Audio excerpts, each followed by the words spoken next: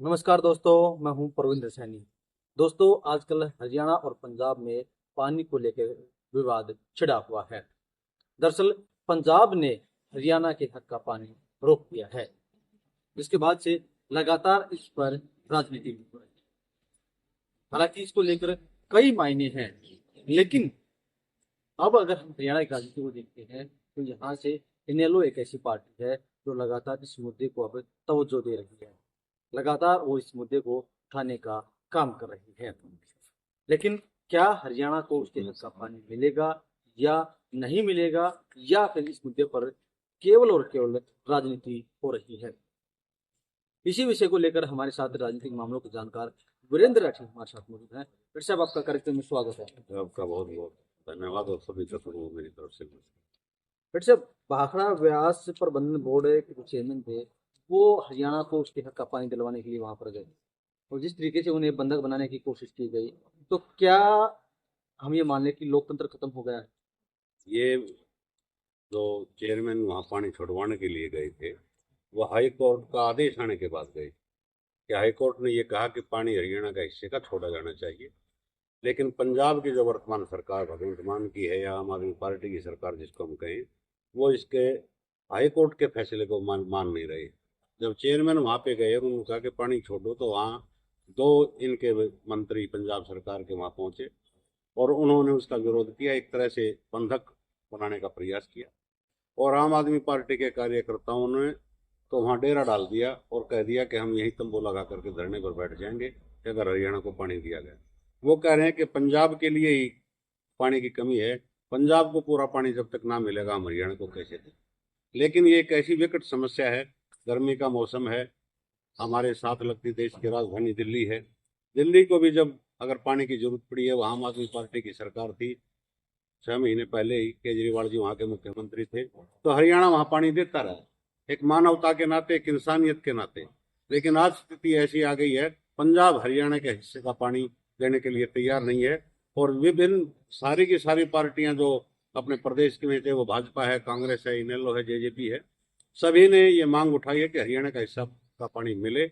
और मुख्यमंत्री नायब सिंह सैनी जी ने भी इसके ऊपर सर्वदलीय मीटिंग बुलाई थी, सभी नेता उस मीटिंग के अंदर भी पहुंचे थे। लेकिन जितनी गंभीरता के साथ इनेलो के जो आज के सुप्रीमो हैं अभय सिंह चौटाला जी, वो इस मुद्दे को उठा रहे हैं, और उनके पार्टी के कार्यकर्ता जिस प्रकार से जिला स्तर पर प्रदर्शन कर रहे हैं और ज्ञापन दे रहे हैं, और उनके जो सुनैना चौटाला जो उनके महिला नेत्री है, वो जिस प्रकार से सड़कों पे है, उससे वाकई में ही इनेलो एक दमदार तरीके से हरियाणा प्रदेश के पानी की लड़ाई को वर्तमान स्थिति में लड़ रही है। फिर सब ऐसा नहीं लग रहा कि क्या इस मुद्दे पर केवल और केवल राजनीति हो रही है? कांग्रेस पार्टी की बात करें, बीजेपी की बात करें, या फिर इनेलो पार्टी की बात करें, आपको क्या लग रहा है कौन सी पार्टी इस मामले को लेकर कुछ गंभीर नजर देखो, आ रही है? पानी के मुद्दे पे तो हमेशा ही राजनीति हुई। हम छोटे बच्चे थे तब सुनते थे कि अगर चंडीगढ़ जाएगा तो अब और फाजिल्का आएगा, और 107 गांव जो हिंदी भाषी क्षेत्र पंजाब के हिस्से में थे कि हम वो लेके रहेंगे और चंडीगढ़ का दावा नहीं छोड़ेंगे। धीरे धीरे करके हरियाणा प्रदेश ने चंडीगढ़ से अपना दावा, जितने भी मुख्यमंत्री आए सबने कमजोर किया, क्योंकि पंचकूला को बराबर में डेवलप कर लिया। हमारे जितने प्रदेश के हेड ऑफिस हैं वो पंचकूला के अंदर सारे शिफ्ट कर गए। राजधानी केवल हरियाणा की रह गई, हमारा चंडीगढ़। चंडीगढ़ में हमारा क्या बचा है? हाईकोर्ट में हमारा कुछ हिस्सा है, विधानसभा के अंदर कुछ हिस्सा है, और सेक्रेटरीट के अंदर यही चीज। एक वहाँ एमएलए हॉस्टल, एक विधानसभा है, एक हाई कोर्ट है, और एक सेक्रेटरीट है, कुछ मंत्रियों की कोठियां हैं।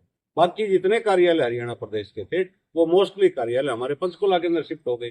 तो इस पानी के ऊपर और राजधानी के ऊपर हमेशा से राजनीति होती रही है। प्रदेश के जितने भी पुराने मुख्यमंत्री रहे, गंभीरता से किसी ने उसके ऊपर काम किया तो मानता हूँ चौधरी बंसीलाल जी ने काम किया। जब 1986 के अंदर 87 के अंदर वो 1 साल के लिए प्रदेश के मुख्यमंत्री बने थे, तो वो हर एक गांव के सरपंच को, जो उस समय के सीटिंग सरपंच थे, उनको अपने साथ ले जाकर के SYL नहर खोदती दिखा करके बुलाए थे, और 24 घंटे 8-8 घंटे की 3 शिफ्टों में वहां पे काम होता था। लेकिन वो किस प्रकार से राजनीति की भेंट सारा मसला चढ़ा, आगे वो सत्ता से बाहर हो गए। 87 के अंदर चुनाव आया, उसके बाद से केवल पानी के नारे खोखले रहे। लेकिन अब तो हमारे को समस्या आने लगी है, खाली SYL का पानी तो हम मांग रहे थे खेती के लिए, लेकिन आज लाले पड़े हुए हैं पीने के पानी की समस्या के लिए। और पीने के पानी के भी आज पंजाब हमारे को देने से इनकार कर रहा है, और हाई कोर्ट का फैसला आने के बाद कर रहा है। और फिर से हरियाणा सरकार ने नायब सिंह सैनी जी ने कहा है कि हम फिर से अदालत में जाएंगे, और केंद्र को भी इस मामले में मैं कहना चाहूंगा अपने चैनल के माध्यम से कि इस मामले में मध्यस्थता करनी चाहिए, ताकि हरियाणा को उसके हिस्से का पानी मिले। बट सर, पिछली बार जब एसवाइल नहर को लेकर जब फैसला आया सुप्रीम कोर्ट का, तो उस वक्त किसी पार्टी ने हिम्मत नहीं दिखाई थी। उस समय अभय चौटाला ने कहा था कि हम जाकर नहर खोदेंगे। हालांकि वो नहर नहीं खोद पाए थे, तो काफी किरकिरी भी उनकी हुई थी। तो क्या एक अभय चौटाला ने एक हिम्मत दिखाई थी कि भी हाँ, हमें आगे बढ़ना चाहिए, सबको इकट्ठा होकर नहर के निर्माण के लिए जोर लगाना चाहिए? देखो, ये भी उस समय की एक राजनीतिक बात ही थी कि कोई दल आज ये कहे कि भाई हम नहर खोद के लाएंगे। ऐसा तो है नहीं कि पार्टी के कार्यकर्ता कृषि लेकर के जाएंगे और नहर को खोद लाएंगे और पानी उसके अंदर चला लेंगे। तो ये तो कहने की बात होती है, लीगल तरीके से चलती है, अदालतों के अंदर लड़ाई लड़ी जाती है, सड़क पर लड़ी जाती है। इनेलो इस चीज में जरूर मैं कहना चाहूंगा, जिस प्रकार से आज सड़क पर लड़ाई पानी के लिए लड़ रही है और गंभीरता के साथ लड़ रही है। बाकी कुछ नेता और भी हैं जो केवल एसी कमरों में बैठ करके बयान देते हैं, लेकिन सड़क के ऊपर वो कम दिखाई दे रहे हैं। लेकिन इनेलो अपना मादा और अपना संघर्ष जो है आज जनता के बीच में अपनी उपस्थिति पानी के मुद्दे को लेकर के जरूर प्रदर्शित करेगी। जब इस मामले को लेकर बीजेपी लगातार कह रही है कि हम बात कर रहे हैं, कोर्ट में जा रहे हैं, केंद्र सरकार के मामला आया हुआ है, इनेलो इस मामले को लेकर सड़कों पर उतरी हुई है, तो क्या आपको लगता है कि इस मामले में कोई रास्ता निकलेगा? सबसे बड़ी समस्या एक है, भारत के अंदर चुनाव समय समय पर होते रहते हैं। अगले साल पंजाब के अंदर चुनाव है, तो पंजाब के चुनाव के अंदर आम आदमी पार्टी की सरकार केवल वहां बची है, दिल्ली से उनकी सरकार चलेगी। उनको वहां का वोटर खुश चाहिए कि अब अगर पानी हम हरियाणा को देंगे, कहीं उनका विरोध ना हो जाएगा, राज्य की जनता के अंदर ना पड़ जाए। भारतीय जनता पार्टी की यह मजबूरी है कि पंजाब में वो कुछ न कुछ पाना चाहते हैं भविष्य में, चुनाव तो उनको भी लड़ना है। कांग्रेस पार्टी का नेतृत्व ये चाहता है कि पंजाब में हो सकता है कि आम आदमी पार्टी से जनता नाराज है, तो कांग्रेस को कोई न कोई फायदा मिले, उनको बेनिफिट मिले। ये राजनीति ही तो सारा गड़बड़ झाला है। हर एक चीज में वोट बैंक राजनीतिक पार्टियां देख रही हैं। अक्षेत्रीय पार्टियां इस प्रकार की लड़ाइयां बड़ी मजबूती के साथ लड़ती हैं, क्योंकि अक्षेत्रीय पार्टियों को पता है कि तुमने हरियाणा प्रदेश की राजनीति करनी है, पंजाब की राजनीति तुमने नहीं करनी। और लेकिन राष्ट्रीय पार्टियां जो है वो फंस करके खड़ी हो जाती हैं।